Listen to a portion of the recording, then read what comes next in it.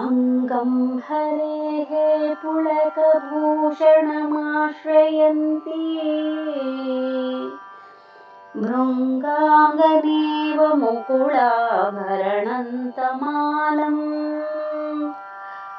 अङ्गीकृताखिलविभूतिरपाङ्गलीला माङ्गल्यदास्तु मम मङ्गलदेवतायाः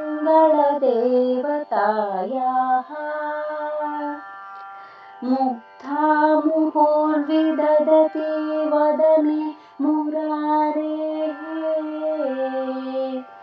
प्रेमत्रपा प्रणिहितानि गतागतानि मालादृशोर्मधुकरेव महोत्पलेया सा मे श्रियं दिशतु सादरसम्भवायाः आमीलिताक्षमधिगम्य मुदा मुकुन्दम् आनन्दकन्दमनिमेषमनङ्गतन्त्रम्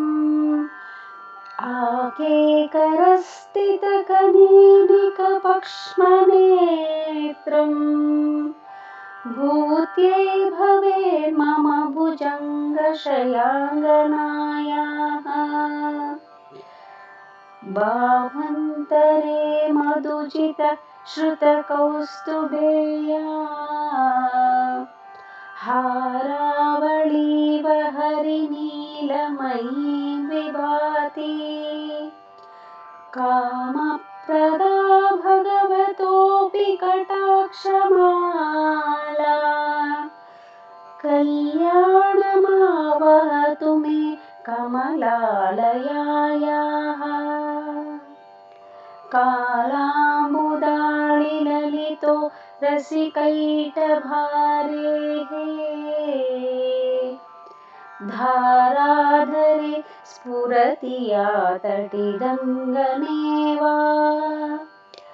मातुः समस्तजगतां महनीयमूर्तिः भद्राणि मे दिशतु भार्गव नन्दनायाः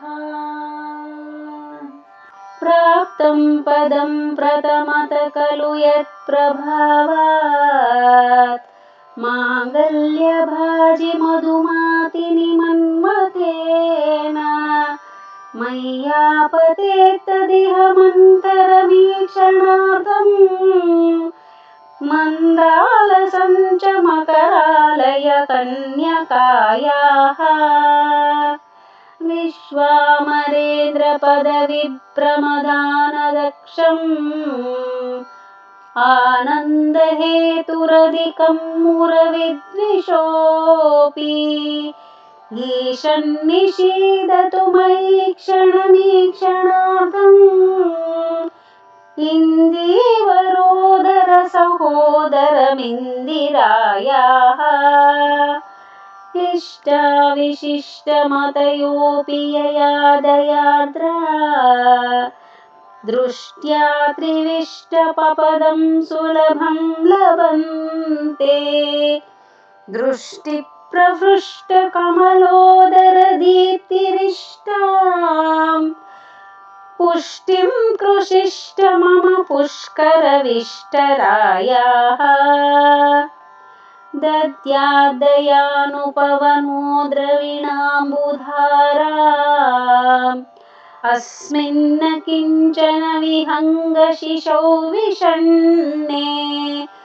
दुष्कर्म घर्ममपनीय चिराय दूरम्